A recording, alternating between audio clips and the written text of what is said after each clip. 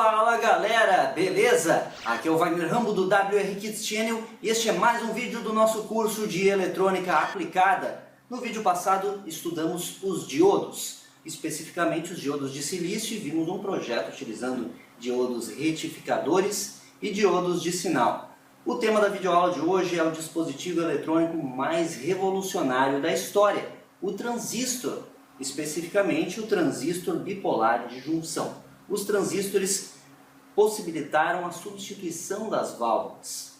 Pense nisso, eles substituíram aquelas enormes válvulas nos equipamentos, o que contribuiu para a diminuição do espaço físico dos circuitos eletrônicos. Consequentemente, com isso surgiu o circuito integrado e aí possibilitou a construção de computadores cada vez menores. E hoje você sabe que você tem aquele computador no seu bolso, o seu smartphone, que com certeza é de acordo, graças à invenção do transistor.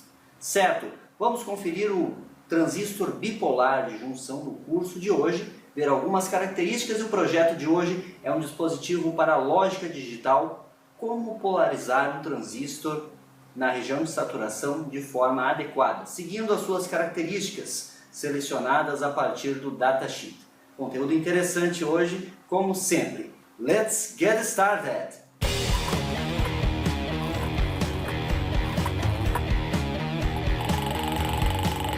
Hoje então vamos estudar o transistor bipolar de junção. Esse é o nome dele, TBJ. Você vai encontrar também escrito em alguma literatura o TJB, transistor de junção bipolar. Mas é a mesma coisa. O símbolo de um transistor no circuito, símbolo que você vai encontrar em diagramas esquemáticos, é este aqui. Então este é o símbolo circuital de um transistor bipolar de junção, e você conhece o terminal base, que é esse aqui, o coletor e o emissor. Esse aqui é um transistor NPN. Temos também os transistores NP, que apresentam este símbolo em um circuito. Aqui é a base, aqui é o emissor e aqui é o coletor, estes três terminais. Note que o PNP apresenta essa seta para dentro e o NPN essa seta para fora. Isso é das características construtivas destes dispositivos. Eu vou deixar um material de apoio, como sempre, aí na descrição para download. Clique em mostrar mais, você tem acesso. Esse material de apoio traz muitas características, curvas destes dispositivos, aspectos construtivos para quem tem curiosidade, e também muitas equações para projetos com transistores. Vamos agora fazer uma analogia entre transistores e diodos. Vamos pegar como exemplo um transistor NPN, que tem este símbolo aqui, como acabamos de ver,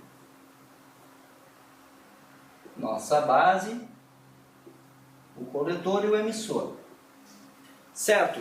Aqui está o transistor NPN. Veja que temos aqui a setinha, e essa junção base-emissor podemos fazer uma analogia com um diodo, que estudamos no último vídeo de eletrônica aplicada. A seta apontando aqui para baixo, então temos aqui o diodo. Certo? E a junção base-coletor podemos enxergar como um outro diodo voltado para cima. Temos aqui um segundo diodo voltado para cima. A união dos anodos é a base, aqui é o coletor e aqui é o emissor. Essa é a analogia entre um transistor NPN e dois diodos. E aí vamos fazer o mesmo com o PNP. O PNP que tem a seta voltada para dentro, como vimos antes, tem este aspecto aqui, base, coletor, emissor. E aí, como a seta está apontando para cima, o diodo também vai apontar para cima, e o outro diodo, que é a junção base-coletor, aponta para baixo. Então a união dos catodos é a nossa base no PNP. Aqui é o emissor e aqui é o coletor. Então aqui estamos analisando, fazendo analogia para o transistor NPN e aqui para o PNP. Pois sabemos que os diodos são formados por uma junção PN. Por isso que os transistores têm essa característica NPN e PNP. Então, conhecendo isso, vamos tomar como exemplo o transistor NPN, o mesmo vale para o PNP. Você se lembra como polarizar diretamente e reversamente um diodo? Lembra da aula passada? O diodo que tem o anodo e o catodo. Se aplicarmos uma tensão maior no anodo, ou seja, mais volts aqui em relação ao catodo, vamos colocar assim, mais volts aqui e menos volts. Imaginem um potencial maior aqui, em relação aqui estamos polarizando ele diretamente. Se aplicarmos uma tensão menor no anodo e maior no catodo, aí estamos reversamente, polarizando reversamente ou inversamente, como você preferir. Conhecendo esse fato, o mesmo vale para o transistor. Então agora você vai saber exatamente como polarizar um transistor bipolar de junção. Os transistores de efeito de campo é outra história, vamos estudar aqui no curso, nas próximas aulas, mas o bipolar de junção, para você polarizar nas 3 regiões possíveis. É a região de saturação, corte e a região ativa. Na saturação e no corte, utilizamos o transistor como uma chave simples, é o projeto da aula de hoje para sistemas digitais e outros sistemas, driver de potência, entre outros. Na região ativa, o transistor está apto para trabalhar como um amplificador, que também veremos aqui no curso projetos de amplificadores, amplificador de tensão, amplificador de corrente, e você pode desenvolver isto com transistores. Aplicando-se um sinal de baixa amplitude na entrada do amplificador, teremos na saída um sinal com amplitude maior. Por exemplo, como fazer para saturar o transistor? Você precisa polarizar a junção base-coletor de forma direta e a junção base-emissor também de forma direta. Polarizando essas duas junções de forma direta, você satura o transistor. E podemos imaginar que ele funciona no mundo ideal como um curto-circuito. Beleza? Então podemos utilizá-lo como uma chave convencional. Na região de corte, um detalhe que esqueci de mencionar. Polarizar diretamente é muito simples. A tensão na base tem que ser maior que a tensão no coletor, então esta junção é diretamente polarizada, e a tensão na base tem que ser maior que no emissor. Por isso, polarizamos a junção base-emissor diretamente, assim estamos saturando o transistor. Para colocá-lo na região de corte, temos que polarizar reversamente, junção base-coletor, e reversamente a junção base-emissor. Como fazemos isso? Uma tensão maior no emissor em relação à base e uma tensão maior no coletor em relação à base. Ali ele está na região de corte e no mundo ideal ele funciona como um circuito aberto. E na região ativa, para que ele possa trabalhar como amplificador, temos que polarizar a junção base-coletor reversamente e a junção base-emissor diretamente. Dessa forma, o nosso transistor bipolar de junção pode trabalhar como um amplificador de sinais, pois ele está na região ativa. Então é muito simples. A tensão no coletor tem que ser maior que a tensão na base. Com isso, eu satisfaço essa condição, base-coletor reversamente polarizado, e a tensão na base tem que ser maior que a tensão no emissor. Satisfaço essa outra condição e o transistor está daí na região ativa. Com isso podemos projetar amplificadores e veremos ainda aqui no curso. E qual é a forma mais simples de polarizar transistores? Utilizando resistores, que a partir de resistores podemos desenvolver o projeto para garantir estas condições aqui de modo que a tensão esteja correta. Então chamamos as tensões em cada um dos terminais do transistor de VB, que é a tensão de base, VC, que é a tensão de coletor, e VE, que é a tensão de emissor. E a tensão de base, você imagina o seguinte: coloque um multímetro entre a base e o terra do circuito. O terra sempre será a referência. Tensão de coletor é um voltímetro entre o coletor e o terra, e tensão de emissor é um voltímetro entre o emissor e o terra. O modelo AC dos transistores você deve conhecer para a análise de circuitos amplificadores. Só para dar uma prévia para vocês, temos o modelo T, que consiste em uma fonte de corrente, e aqui em algumas literaturas representam a junção base-emissor desta forma. Então temos o emissor, a base e o coletor. E temos o modelo π. O modelo π é a nossa fonte de corrente. E aí temos a junção aqui. Base, coletor, emissor. Essas são as representações para uma posterior análise AC que veremos. Lembrando que o transistor é uma fonte de corrente controlada, como vimos já previamente nas primeiras videoaulas, quando estávamos estudando circuitos elétricos. Lembram das fontes controladas? O transistor é uma fonte de corrente controlada. No caso bipolar de junção, é uma fonte de corrente controlada por corrente. E o transistor de efeito de campo, como estudaremos mais à frente, é uma fonte de corrente controlada por tensão. Isso veremos mais detalhadamente. Outro detalhe que podemos adiantar para vocês são as configurações possíveis, onde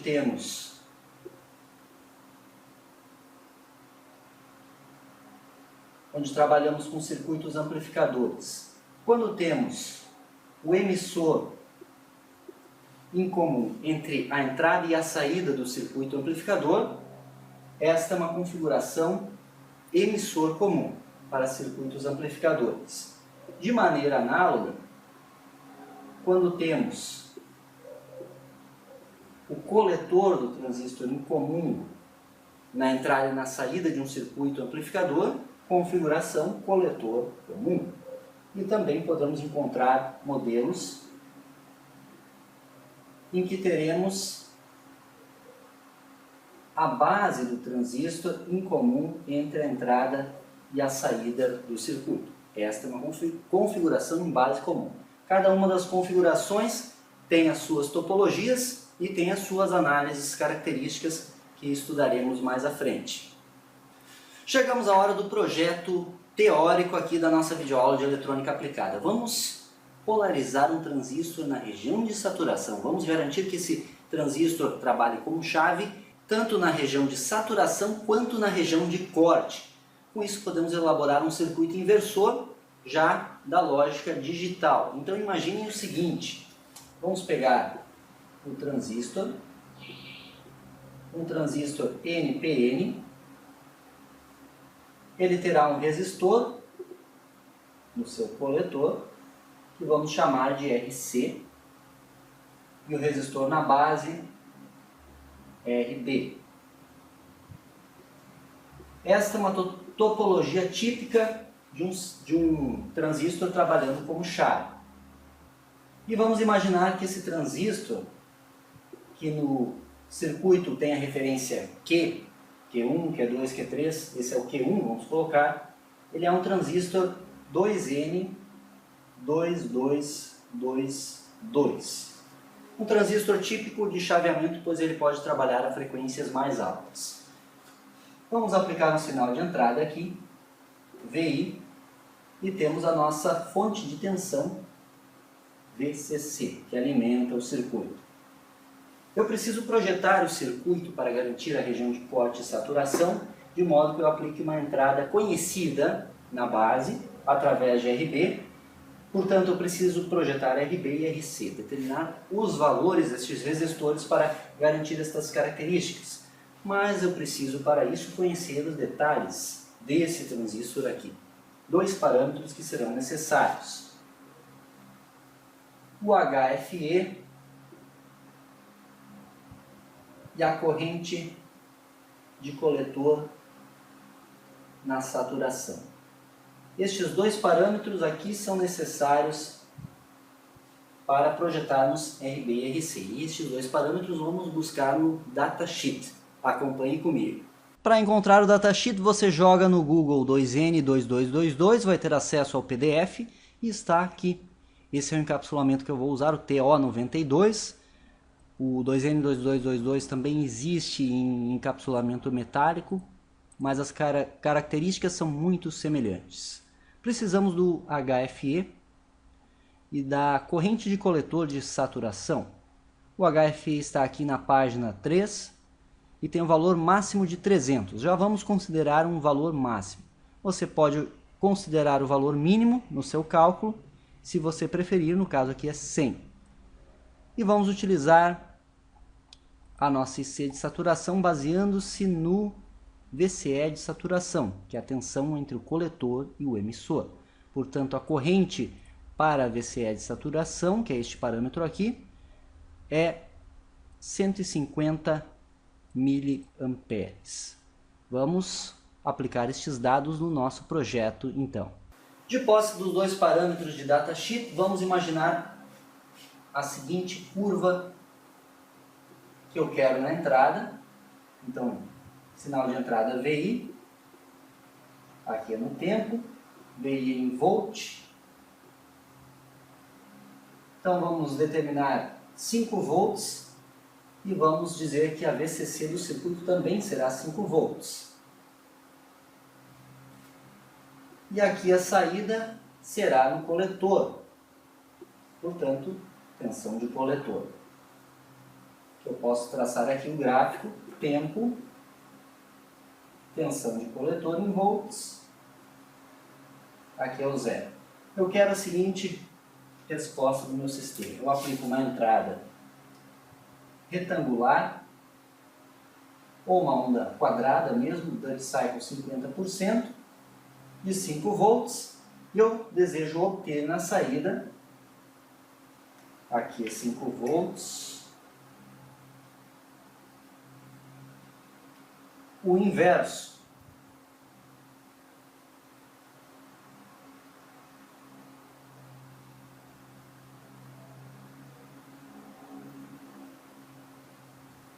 Vejam que isso é um circuito inversor. Quem já estuda eletrônica digital já vai se identificar. Mas eu preciso projetar estes dois componentes para garantir que ele atue como um inversor de forma adequada. Pois é uma fonte de corrente controlada por corrente, preciso projetar RB e projetar o RC para esta aplicação aqui. O resistor de coletor você encontra com a seguinte equação. RC é igual a VCC sobre IC de saturação. A corrente de saturação, considerando esta malha aqui do circuito, temos aqui esta resistência, portanto, a minha tensão é 5 volts, você já identificou a lei de Ohm, aqui VCC sobre IC de saturação. VCC é 5 volts, IC SAT é 150 mili, vai encontrar um valor muito próximo a 33,33 ohms. Este é o valor deste resistor aqui, 33,33. E agora temos que projetar o RB. A corrente de base é igual, muito próxima, melhor dizendo, à corrente de saturação, IC de saturação, dividido pelo HFE. Substituindo os valores, você vai encontrar um valor muito próximo a 500 microamperes. Para garantir a saturação, vamos considerar uma corrente de base um pouco maior, por exemplo, uns 700 micro. Então, considerando 700 micro, eu calculo o RB baseando-se nessa malha aqui. Então, é o VI menos a tensão base emissor, que é aquela queda típica dos diodos de 0,7 volts, dividido pela corrente. A corrente de base, que eu vou arbitrar um valor um pouco maior aqui. O RB é igual ao VI menos VBE, que é o 0,7 volts, sobre a corrente de base arbitrada, 700 microamperes. Fazendo as substituições, você vai encontrar um valor muito próximo a 14 kΩ. E aí podemos, na prática, utilizar um valor de 15K. Se você substituir nessa equação, esse valor deve ser superior a esta corrente IB calculada aqui para garantir a saturação. Será que isso realmente está correto? Vamos dar uma verificada no software, fazer a simulação deste circuito aqui, e aí fazer o teste prático na bancada, verificando essa forma de onda no osciloscópio. Vamos lá! Estamos aqui no LT Spice, vamos dar um New, eu clico F2, digito NPN e tenho o transistor bipolar de junção NPN. Clique com a direita, Pick New Transistor. Aqui está o 2N2222, damos um OK, show! Clico R, eu tenho resistor, Ctrl R eu rotaciono, F3 eu digito a Wire. Vamos renomear para resistor de base. E aqui, RC, resistor de coletor, F3, desenho, clico G no teclado e aí o emissor vai para o ground. F4 para labels, vamos chamar de VI, que é o mesmo nome do projeto teórico. F3 eu ligo na entrada. RB, vamos colocar 15K, que é o comercial mais próximo, e o RC vamos colocar 47 ohms. F4, label para o VCC. F4, VC, que será a nossa saída do circuito. Circuito montado com os respectivos componentes, falta adicionar as fontes. Damos um F2, volt, ok. Vamos precisar de duas fontes, G para adicionar o terra, F3 eu desenho. V1 vai ser 5 volts, F4, digito VCC. Com isso estou interligando este ponto a este, pois é o mesmo nome. F4, digito VI. Com isso estou interligando este ponto a este, pois é o mesmo nome. Entretanto, esta fonte aqui deve ser uma onda quadrada, um pulso retangular. Clico com a direita, Advanced. Então, Pulse. Vamos colocar o valor inicial 0, o V-on 5 volts. Tempo de subida, vamos colocar uns 15 nanosegundos, de descida também, para tentar emular uma onda quadrada não perfeita. T-on, vamos considerar meio milissegundo, 0,5, e o período 1 mili. Com isso eu terei uma onda quadrada de 1 kHz, Duty Cycle 50%. Beleza, é só dar um run, vamos simular por uns 15 milissegundos, ok. Na nossa VI, temos aí a nossa onda quadrada, e na nossa VC, temos a nossa inversão. Veja que aqui ele não está indo completamente a zero. Vamos comprovar o funcionamento na prática, ligando esse circuito em protoboard, aplicando a entrada com gerador de funções e medindo no osciloscópio real. Venha comigo!